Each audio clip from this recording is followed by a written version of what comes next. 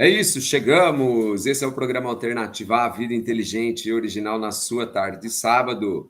Eu sou o Glauco Keller e a gente vai ficar na próxima hora na sintonia da Rádio Universitária em 102,1 FM, acompanhando um bate-papo com a escritora Maria Fernanda Elias Malho. E daqui a pouco eu vou falar um pouquinho sobre a obra, sobre os livros e também sobre o fazer artístico da Maria Fernanda. Convido você que está acompanhando a gente em 102,1 FM pela sintonia da Rádio Universitária para também acompanhar essa entrevista em áudio e em vídeo. Você pode acompanhar no nosso canal no YouTube, que é Programa Alternativa A, e também em facebook.com/Programa Alternativa A. Lembre você também que a nossa arroba lá no Instagram é p.alternativa. Você pode seguir a gente, sempre você vai encontrar postagens na área de arte, de cultura e de educação. A gente espera você. Pois bem, como eu falei, a entrevistada de hoje, que vem bater um papo comigo na bancada virtual do programa Alternativa, a escritora, já ganhou o prêmio Jabuti na categoria Contos e é daqui do interior de São Paulo, perto de Ribeirão Preto. Hoje ela mora em São Paulo, é defensora pública e tem alguns livros muito interessantes e sobre eles a gente vai falar um pouquinho agora. Maria Fernanda, obrigado pela presença no programa Alternativa A. Que bom que eu consegui bater um papo contigo. Eu que agradeço, fiquei muito feliz com o convite. É uma honra falar com você, Glauco, com os ouvintes. Estou muito feliz de estar aqui. Bom, tem uma frase do Júlio Cortázar que diz que o romance vence por pontos e o conto tem que vencer por nocaute. Os seus contos venceram a mim por nocaute no primeiro minuto do primeiro round. Que legal. Adorei. A primeira pergunta que eu queria fazer para você o mundo não é, na literatura, um ambiente muito feliz para você, Maria Fernanda. É esse o seu texto? Seu texto é um texto para provocar? Acho que sim, acho que você tem razão. Acho que na literatura a vida, para mim, não é feliz, definitivamente não é feliz. E é engraçado, Glauco, que um comentário recorrente que as pessoas costumam fazer quando conhecem primeiro a minha, né, os meus livros, as minhas histórias, depois me conhecem, ou o contrário, quando eu comecei a escrever, as pessoas que me conheciam e depois foram tomar contato com as minhas histórias, né, um comentário muito recorrente era sobre essa disparidade de quem eu sou, me apresento, eu costumo ser uma pessoa muito de natureza alegre, não sou uma pessoa pesarosa, eu sou muito risonha, e isso tudo sou eu, né, é verdade, não é nenhuma personagem, e a dureza das coisas que eu escrevo, né. E na verdade acho que essas 2 coisas estão dentro de mim, né, essas 2 coisas compõem o que eu sou. Tanto a profundidade, né, o sofrimento, o interesse pelo sofrimento, quanto também a leveza. Porque a maneira como eu levo a minha vida não é a maneira como eu faço literatura, definitivamente não, porque senão eu teria sérios problemas na minha vida pessoal. Eh, eu sou mãe de 2 filhos, então e acho que é uma questão de não é só de escolha, mas de maneira de levar a vida mesmo, né. Mas é inegável que eu tenho um interesse pelo sofrimento, na verdade o meu interesse é por tudo que é humano, eu tenho interesse pelo humano, né. E acho que um grande ponto de contato da humanidade, né, o que que une tudo que é humano, tudo que está vivo, é o sofrimento, né. Essa capacidade de sofrer e de sofrer muito, isso nos une. Eh, a gente fica o tempo inteiro querendo se diferenciar, e é no sofrimento que a gente percebe que a gente é muito mais igual do que a gente gostaria, né. Isso é uma coisa que na literatura e na vida também me interessa muito, né.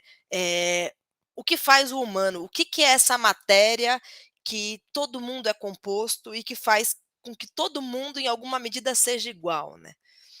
Que é o sofrimento, né, então acho que isso na literatura me interessa muito. Mas não é, um olhar dirigido para a literatura, eu não escrevo para,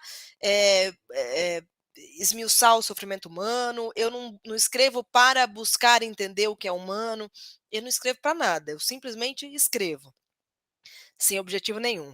Porque acho que a partir do momento que você escreve, com um determinado mote, com uma intenção deliberada, previamente à literatura, isso deixa de ser literatura, né, ou pelo menos enfraquece o poder literário daquilo. Para mim, literatura é palavra, é linguagem, então eu escrevo pela linguagem, pela palavra, sem, buscar temas, esperando que a própria linguagem mostre para mim qual que é aquela história, né, porque eu acho que o risco, ainda que depois do texto pronto, você possa usar, né, esse texto, essa literatura que você fez, ou que outros autores fizeram, eh, com um caráter mais panfletário, né, "Poxa, olha aqui, estou aqui denunciando uma mazela social, uma situação de desigualdade, uma situação de violência", mas isso é posterior ao fazer literário. Porque quando você faz literatura com essa intenção, acho que o grande risco é você fazer alguma coisa que é muito mais panfletária do que literária. Você já parou para pensar por que você escreve? O que te compele a escrever? Eu acho que isso é uma questão que eu não sei se me atormenta, assim, mas é uma questão que me inquieta bastante, né. Por que que eu escrevo? Porque quando me perguntam isso, assim: "Ah, quando que você se tornou escritora? Quando que você se identificou como escritora?", né, eu acho as respostas em geral dos escritores, né, vem de uma coisa da infância, sempre me identifiquei com a escrita e tal. E comigo isso não é de todo verdade, assim. A literatura sempre fez parte da minha vida. A minha relação com a literatura, ela vem desde a infância, sim. A literatura sempre me fez companhia, a literatura me ajudou a resolver questões, em momentos de solidão, de desamparo, a literatura sempre foi uma boa companhia, mas acho que não a escrita. Eu tive um momento ali com 12 anos, mais ou menos, eh que eu tive uma professora, assim, incrível, acho que todo mundo na vida, né, teve uma professora, um professor incrível, né, que foi essencial para a formação. Eu tive a minha, né, uma professora de português, lá em Cajuru, que se chama Cidinha Nasser, e ela acho que enxergou antes de eu enxergar, né, que tinha uma escrita ali, uma coisa latente para nascer. E nessa época eu gostava de escrever e gostava das coisas que eu escrevia, de vez em quando criava uns textos. Mas foi só nessa época. E aí, dessa época, 12, 13 anos, até eu começar a escrever literatura mesmo com 33, teve um hiato aí sem escrita, só de leitura. Só de leitura, leitura, porque a literatura eu nunca abandonei, né, a literatura enquanto leitora. E aí eu comecei a escrever com 33 anos, então eu não posso dizer que a escrita sempre fez parte da minha vida, porque eu passei uma boa parte da minha vida adulta sem escrever. Eu fui defensora pública, virei mãe da minha filha, virei mãe do meu filho, me casei, tudo isso sem escrever. Então, a escrita na minha vida, ela é relativamente recente. Esse ano faz 10 anos que eu escrevo literatura. E aí eu penso assim, por que que eu comecei a escrever, né? Eh, Primeiro eu penso que eu poderia nunca ter começado, né, quando eu começo me lamentar por ter começado tarde, né, e é relativamente tarde, nem é tarde assim, né, se eu quisesse ser uma bailarina seria muito tarde, mas para uma escritora não é tão tarde assim, porque a vida útil do escritor é maior do que, né, do de uma bailarina, mas eu fico quando eu começo a me lamentar, por que que eu demorei tanto para escrever, em seguida eu me corrijo, bom, pelo menos eu comecei, eu poderia não ter começado, né. Agora por que que eu comecei a escrever? Essa é a questão que me não me atormenta, mas de alguma maneira me inquieta, né. Eh, eu acho que eu comecei a escrever, sabe aquela coisa que o quem disse isso, que a gente escreve porque a vida não basta? Foi o Ferreira Goulart, né. Que é uma coisa acho que muito bonita, assim, que é isso, assim, a arte existe porque a vida não basta, né, a realidade é essa, assim, a vida não basta. E eu acho que foi um pouco nessa perspectiva de que a vida não bastava, né, eu estava com uma minha vida estabelecida, né, a vida estava ali pronta, eu já era defensora pública, estava casada com os meus 2 filhos e a vida era aquilo. E eu acho que foi, assim, um rompante interno a escrita, né.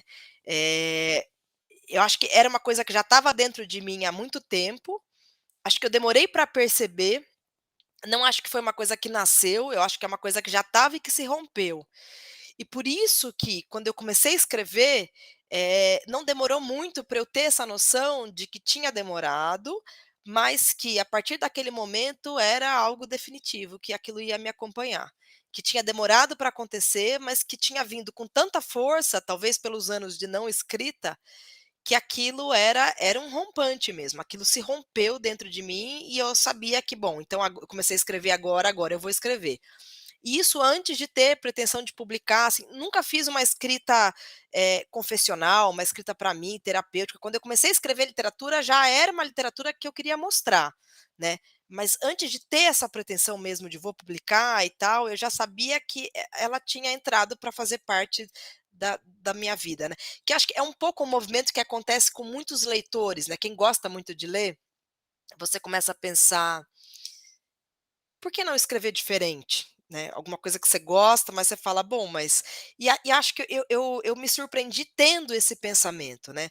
Eh, eu me lembro que eu estava de férias, com meu marido, com as crianças, na praia, numa praia na Bahia, um lugar super tranquilo, e aí eu estava lendo, era um livro da Chimamanda, Meio Sol Amarelo, que é um livro que eu gostei bastante, e eu me lembro de ter sido surpreendida por esse pensamento, assim, determinada cena eu pensei: "Eu escreveria diferente".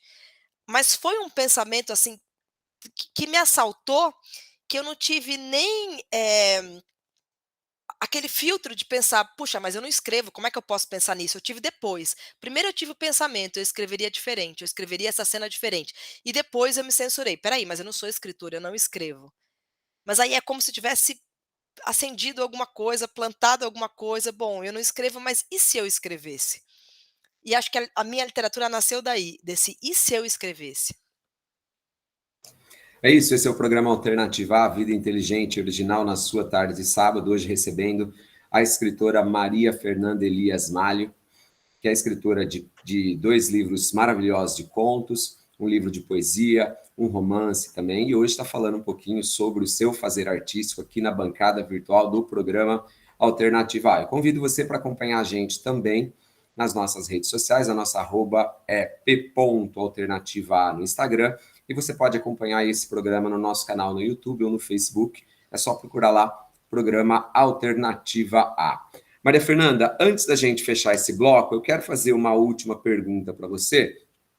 Pelo que você descreveu o seu tipo de literatura, assim, eu fiquei imaginando uma lava saindo de um vulcão, assim, e é essa leitura que, de fato, eu tenho quando eu leio os seus contos. Em especial porque eu acho que a literatura ela se completa, e o gênero literário também, com a percepção que o leitor tem daquele texto, né? Sem Se eu dúvida. vou, por exemplo, a um filme que o diretor supostamente pensou fazer um filme de terror e eu não passo medo, eu acho que Uhum, o filme não funciona, não se completa. A sua uhum. literatura, ela é gutural? Ou você planeja aquilo que você vai escrever? Você compõe os seus personagens, você pensa no cenário, você pensa no tempo que você vai narrar, ou você senta, escreve e depois você vai pensar nisso, aquilo que você vai modificar? Acho que o meu processo criativo, ele é muito espontâneo, ele não é planejado. Até por isso eu acho que eu tenho mais facilidade para escrever uma história curta do que para escrever um romance. Eu vou publicar um romance agora esse ano, que já está pronto, e estou escrevendo um outro ainda sem data para publicação. E eu tive muita dificuldade, em especial no meu primeiro romance, por conta desse processo criativo que ele é muito improvisador, ele é zero planejador. Porque eu acho que a minha literatura ela se dá pela linguagem, ela não se dá pela história. Eu não conheço a história até que a linguagem se apresente para mim, mostrando aquela história. Então é como se eu descobrisse a história à medida que a linguagem vai se desdobrando, né. E aí eu começo qual que é a fagulha, né, que me faz começar a escrever? É uma coisa muito incipiente, muito ali que não dá para saber, e aí eu vou descobrindo essa história através da linguagem, né. É como eh, se a linguagem não tivesse a serviço da história, mas o contrário, como se a história tivesse a serviço da linguagem, como se a subordinação fosse da história em relação à linguagem. O meu processo criativo ele é muito assim. Então é impossível planejar, e eu já tentei. Até porque é muito difícil escrever um romance, por exemplo, sem planejamento, porque começa a ter falhas, né.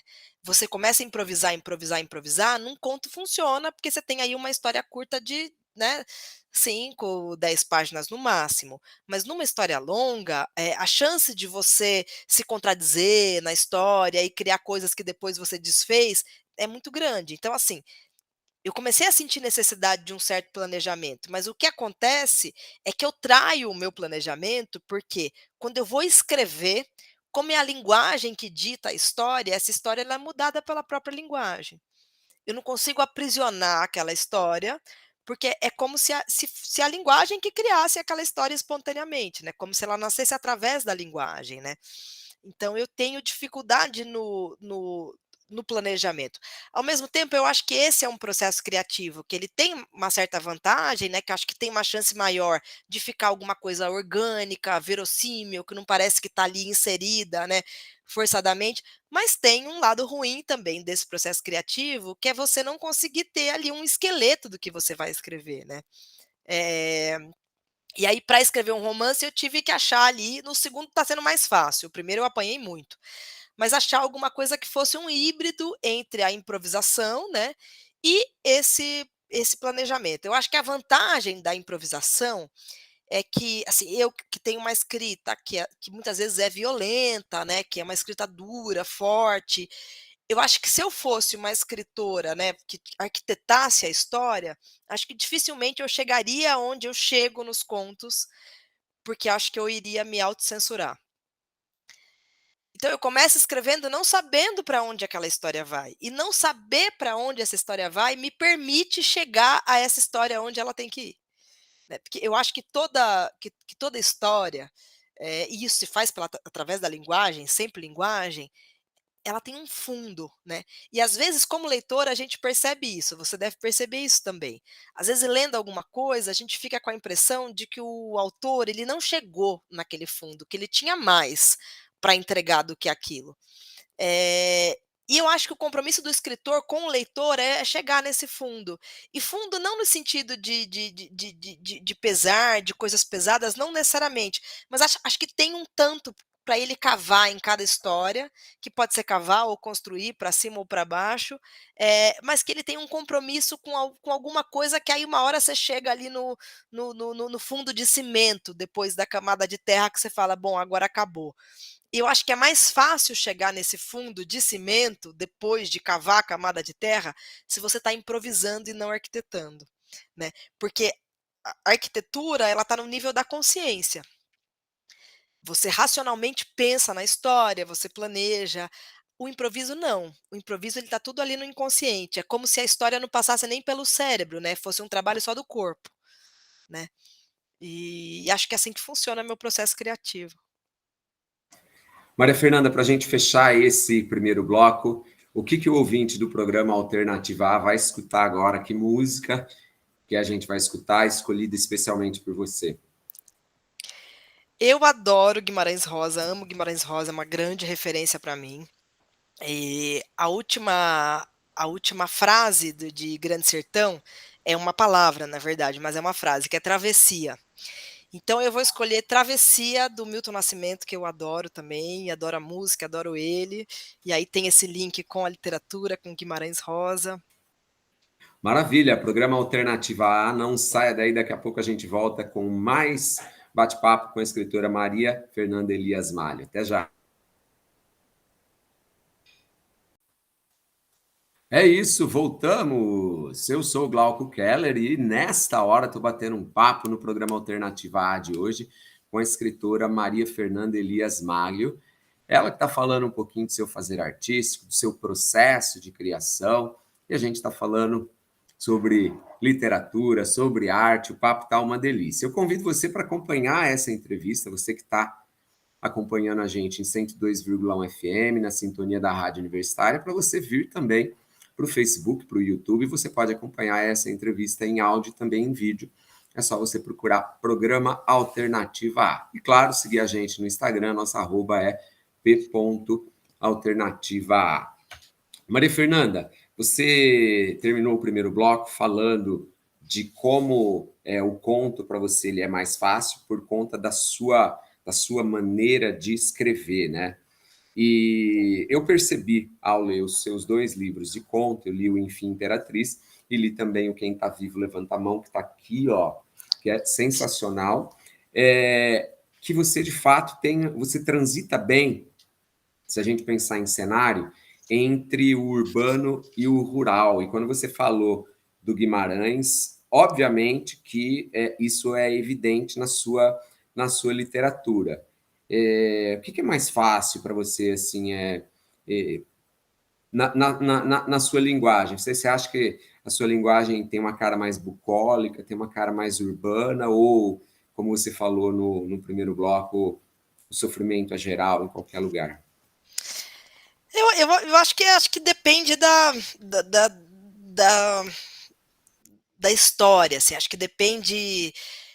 Eu acho que as duas coisas, acho que a minha linguagem ela é urbana e ela é bucólica, rural ao mesmo tempo, né? Eu adoro aquela frase do Drummond que ele fala, né, de um poema que ele diz assim: no elevador penso na roça penso no elevador. Eu acho que a minha relação com o rural, assim, é um pouco isso, porque eu sou de uma cidade muito pequena, né, Cajuru. A minha família sempre teve uma relação muito próxima com o rural, né? Minha mãe nasceu na roça, morou na roça até os 13 anos, sempre gostou muito de roça. Meus avós tinham um sítio, a gente estava sempre lá. Então eu estava sempre na roça. Era uma convivência e mais do que a convivência, acho que era uma coisa de um DNA ancestral, assim, da minha avó, dos meus avós, da minha mãe, são todos da roça. Então acho que isso eu sempre carreguei comigo. Mas ao mesmo tempo, eh, eu sempre quis sair de Cajuru e morar em São Paulo, assim, eu não podia ser em outro lugar, eu queria morar em São Paulo. Tanto que eu moro em São Paulo até hoje, eu mudei para cá em 98 e nunca mais fui embora.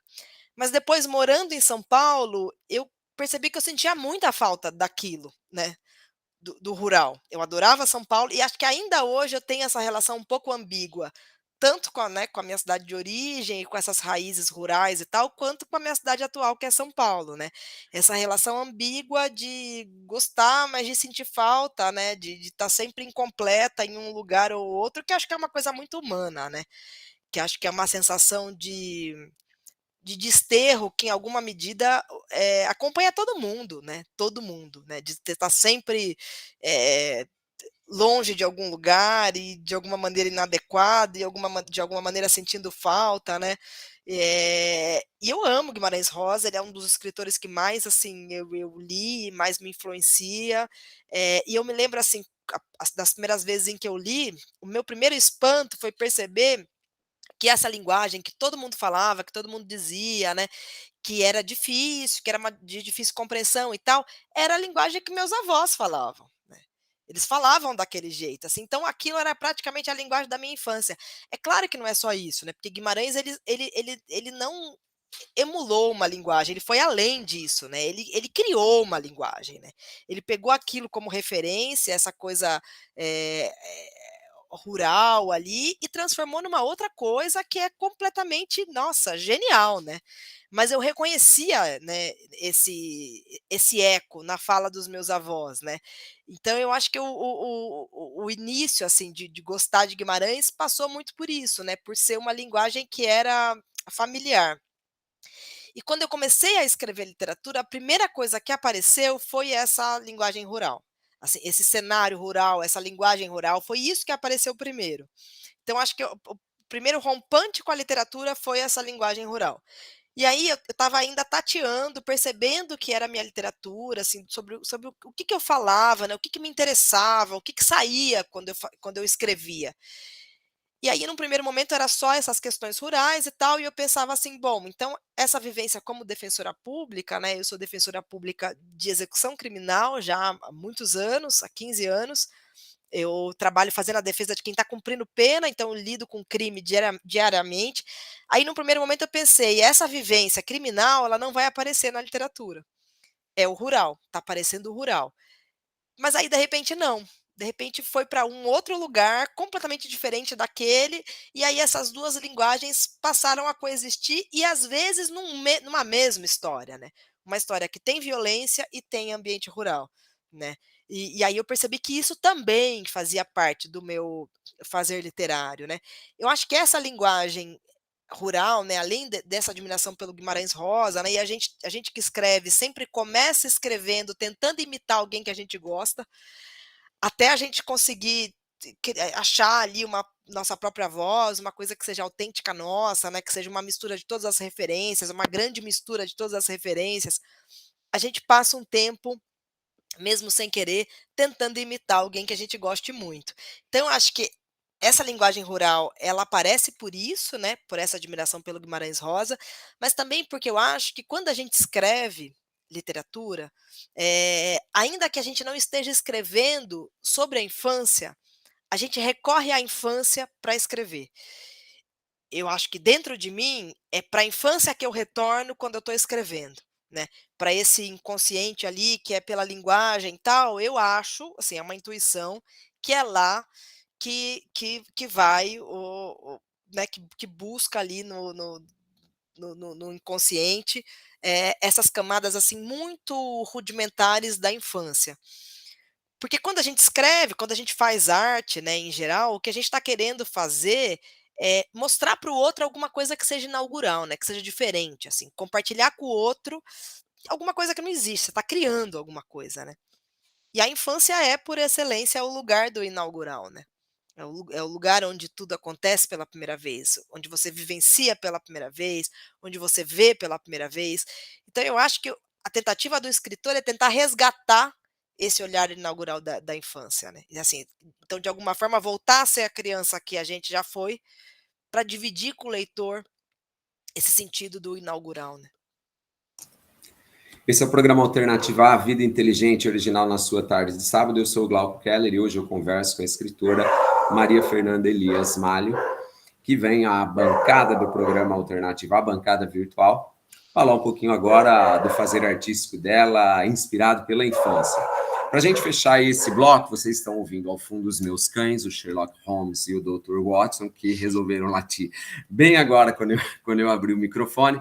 Mas eu queria te perguntar o seguinte: eu não sei se é uma percepção minha, mas você é muito descritiva, muitas vezes em detrimento de ações nos Uhum, textos. E isso me uhum. encantou muito, porque eu gosto de fechar os olhos e imaginar cada um dos detalhes do texto. Você acha que isso também vem dos regionalistas lá, do Guimarães? Ou foi algo que você desenvolveu? Acho que também, acho que vem sim das referências, né, acho que no fundo tudo é referência, né, a gente pega, mistura tudo. Em geral, quando a gente fala das referências, a gente só fala das referências mais eruditas, mas eu acredito, assim, com muita sinceridade, que assim, que a referência que eu tenho de Guimarães Rosa, né, Guimarães Rosa entra na minha literatura com a mesma força do que entra as novelas mexicanas que eu assisti na minha infância e adolescência. Eu acho que a gente, quando tende a falar, a gente tende a usar as referências eruditas, mas acho que tudo entra da mesma forma. Então, acho que sim, que acho que tem as referências dos regionalistas, né? Eu gosto muito de descrição, mas acho que tem. Acho que não é uma coisa que eu controlo, porque se faz pela linguagem, é como se a linguagem ficasse puxando a descrição, né, para ser cada vez mais específico, mas também porque eu acho, e agora assim, depois da literatura pronta, né, porque fazendo a literatura eu não acho nada, simplesmente escrevo. Mas depois da literatura pronta e olhando para ela, eu fico pensando que a história ela se faz pelos detalhes.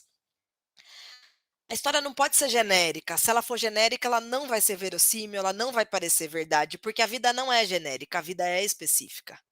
Né. Aquela história de que, no fundo, todas as histórias, todos os livros são sempre sobre amor, ou sobre morte, ou sobre amor e morte, né, nenhuma história nunca foi contada, todas as histórias e isso vai sendo cada vez mais verdade, cada vez mais que histórias vão sendo publicadas e contadas, né. É como se esgotasse o baú de histórias e a gente tivesse só recontando histórias. E como é que a gente reconta uma história com originalidade? Usando os detalhes. Fazendo daquela história que é genérica, muito específica. Então, o leitor ele vai se sentir mais próximo da história se aquela, né, blusa tiver cor, se você tiver uma descrição de cheiro do lugar, você consegue capturar o leitor por essa descrição, você consegue pegar na mão do leitor e trazer ele para dentro daquela atmosfera que você criou. Mas claro, eh se isso for intencional, acho que tem o risco de ficar artificial. Isso tem que ser de uma maneira natural, sem você ter ali um controle sobre aquilo. "Ai, agora eu vou criar uma atmosfera que faça o leitor sentir isso", né. Acho que qualquer pretensão de querer guiar o sentimento do leitor, estraga a mágica da literatura, né. Porque a mágica funciona quando você faz sem querer, sabe. Quando você cria aquilo e consegue capturar o leitor, eh, sem essa pretensão de capturar o leitor, né, se guiando mesmo pela linguagem, né. O Stephen King, no Sobre a Escrita, ele fala que ele escreve da mesma maneira que você, né? De maneira mais gutural, e ele fala que nos textos dele, em especial, ele escreve sobre suspense, terror, ele fala que às vezes ele se surpreende com os próprios personagens. E de fato, ao final, você, além de escrever, você é a sua primeira leitora, né? E é muito legal você se surpreender com o próprio texto. Para a gente fechar esse bloco, no livro Quem Está Vivo Levanta a Mão, da Maria Fernanda, tem um conto ao final chamado Hálito de Limo dos Dentes, quando ela dizia boa noite, em que a Maria Fernanda traça uma intertextualidade entre uma canção, entre o texto dela e uma canção lindíssima dos Beatles, chamada Eleanor Rigby. É uma canção que foi produzida também pelo maestro George Martin. Eles trouxeram instrumentos eruditos, como o violino, como instrumentos de sopro para a música. E é uma música que fala justamente do que fala o conto, que é a solidão. Então, para fechar esse bloco, a gente vai ouvir Beatles, Eleanor Rigby. Daqui a pouco a gente volta com mais programa Alternativa. Não saia daí.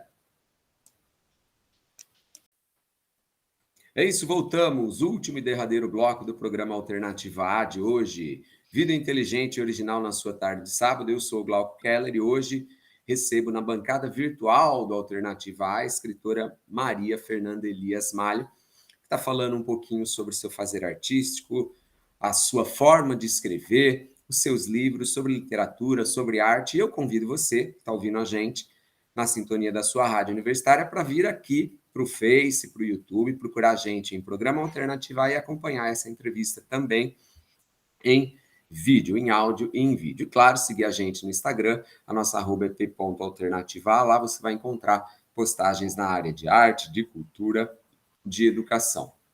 Maria Fernanda, e o que que você lê hoje? Você citou Guimarães, você citou a Chimamanda, que de alguma maneira te inspirou também a escrever, né? Hoje você lê basicamente o quê, assim? Você lê enquanto você está escrevendo? Leio, eu leio, eu leio sempre. Claro que tem fases, né, mais leitoras, fases que eu estou mais cansada, que eu estou lendo menos, mas a literatura, a leitura me acompanha, né, eu leio sempre, não tenho nenhum problema em ler enquanto eu estou escrevendo alguma coisa, porque eu escrevo muito picado, então eu demoro muito para escrever, não tenho tanto tempo assim para escrever, por conta de trabalho, então se eu parasse de ler enquanto eu escrevo, né, eu leria muito pouco, porque como eu escrevo muito picado, os períodos de trabalho em um livro, eles se arrastam durante muito tempo, né, em geral, mais de um ano pelo menos. Eh, mas ultimamente, nos últimos anos, eu tenho lido escritores e escritoras contemporâneas, em especial brasileiros e brasileiras. Porque acho que quando eu comecei a escrever, né, eu me dei conta de que as minhas referências literárias estavam todas mortas, né. É como se não existisse mais literatura, como se a literatura fosse alguma coisa do passado, e se me perguntasse quando eu comecei a escrever de algum escritor, de alguma escritora contemporânea, eu teria muita dificuldade de dizer, na época. E aí eu pensei: "Bom, mas se eu comecei a escrever literatura e se a minha pretensão é ser lida enquanto escritora, o que que eu estou fazendo que eu não estou lendo quem escreve, né, os meus contemporâneos, quem está escrevendo na mesma época que eu, né?". E aí eu passei a ler contemporâneos, né. Então hoje em dia eu acho que eu leio mais contemporâneos, em especial escritores e escritoras brasileiros, o que está saindo aí, eu tenho curiosidade de saber como as pessoas estão escrevendo, como que estão contando história, tem coisa que me pega mais ou me pega menos, mas a minha relação com a leitura ainda é muito de prazer. Deixou um pouco, não no sentido de diminuir o prazer, mas de ser uma leitura um pouco mais atenta, né, uma leitura mais de escritora, que acho que isso foi uma coisa que eu consegui ganhar com o tempo, não só da fruição de: "Ai, tô lendo, tô lendo, tô lendo e pronto", mas de prestar atenção na linguagem, nos recursos narrativos, né, e aí agora é difícil eu conseguir ler alguma coisa só com com fruição, assim, só com encantamento, a não ser que seja uma coisa genial, como Guimarães Rosa, né, que aí a única vontade é de falar de: "Meu Deus, eu queria escrever isso igual, né, eu queria fazer isso", né. Eh, mas se não, a gente acaba lendo com essa visão de ficar: "Ah, que bacana, aqui tá fazendo isso, né, tem esse recurso narrativo que usou, olha que maneira original que usou para contar a história", né, que é uma leitura um pouco mais, com olhos de escritora talvez, né. Você escreve não ficção? Não, só escrevo ficção, Você nunca pensou em escrever não ficção? eu gosto da fabulação. Eu escrevo não ficção no meu trabalho como defensora pública, né, para mim já basta. Eu gosto da fabulação, eu gosto da invenção, para mim o melhor da literatura, para mim, é a possibilidade de inventar. Então, assim, eu nunca vou escrever sobre mim. Porque minha vida acho muito chata, muito sem para poder entrar na literatura. É claro que, em alguma medida, a gente está sempre escrevendo sobre a gente, é verdade sobre isso, tudo que sai, sai de mim, então a minha referência sempre sou eu, por mais que eu estou emprestando algum sentimento para um personagem, o sentimento é meu, então, em alguma medida, sempre sou eu, mas em outra medida, nunca sou eu, né, porque eu gosto da fabulação. Eu gosto desse brincar de você criar um universo, de você criar uma pessoa que tenha carnadura, que seja ali, que tenha verossimilhança, que pareça real, gosto de criar interações, gosto de criar dramas, problemas, gosto e sem limite nenhum, né, eu gosto do fantástico, adoro o realismo fantástico, adoro essas inserções do fantástico na realidade que só a literatura permite, né, eh, então eu gosto da fabulação, acho que não ficção não me interessa.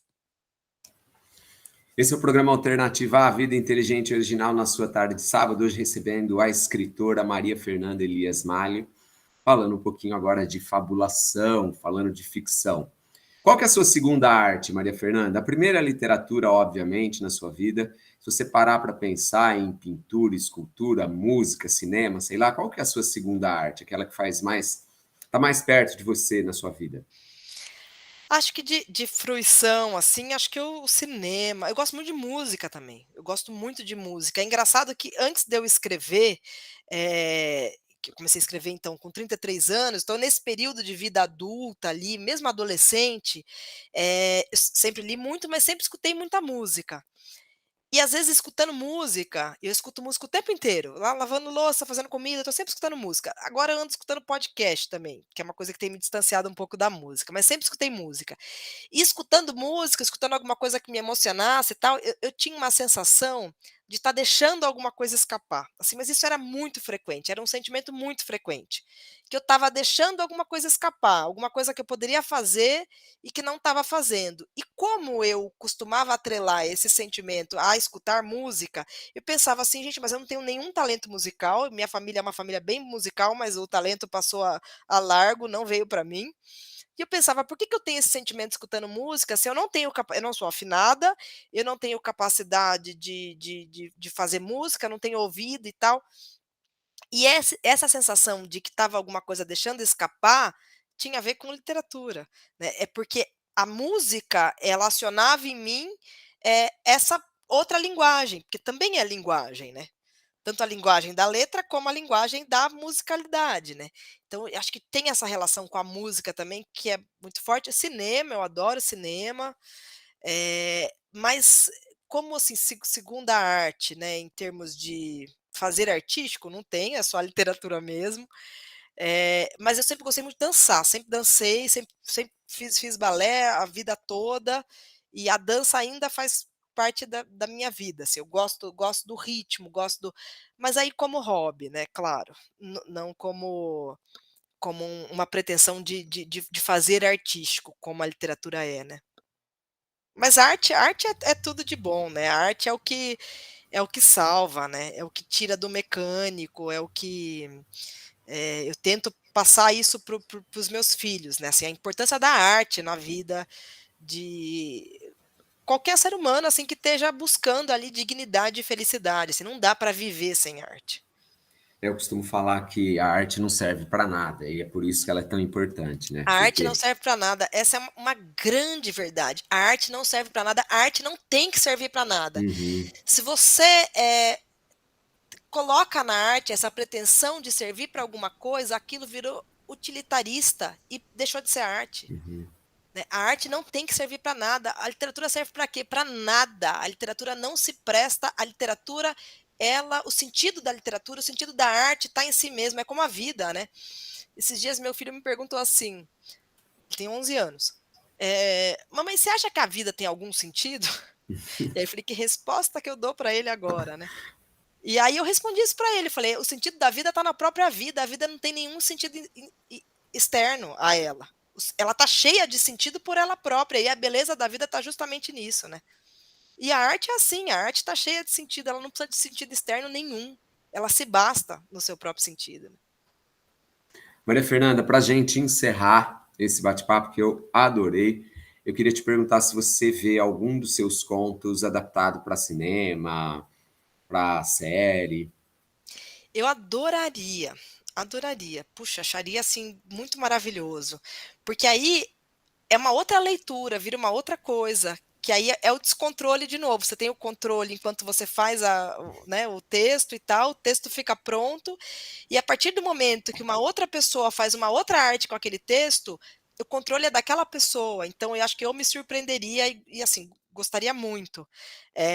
Nunca tive nenhuma proposta nesse sentido. Eu sei que na época depois que o Enfim Imperatriz ganhou o Jabuti, parece que teve uma análise lá para ver se daria para transformar, né, alguns contos em uma minissérie ou alguma coisa nesse sentido, mas o que eles acharam na época era que tinha uma vida interna muito grande dos personagens, que foi aquilo que você falou, e pouco acontecimento externo. E que isso, né, para levar para o cinema ou para a televisão era muito difícil, porque tinha um tempo interno muito maior, e isso em geral, as minhas histórias são assim, tem um tempo interno, né? O acontecimento interno é muito maior, muitas vezes, do que o externo, e isso é difícil você transpor para uma arte que seja visual, né? Que não esteja ali mergulhado no personagem. Mas não é impossível, eu adoraria. Maria Fernanda, obrigado. Continue escrevendo. Obrigada, eu agradeço muito, adorei o bate-papo, gostei muito, foi uma delícia e te agradeço muito. Legal, esse foi mais um programa. Antes eu quero só te perguntar o seguinte: quem quiser encontrar você em rede social, como é que faz?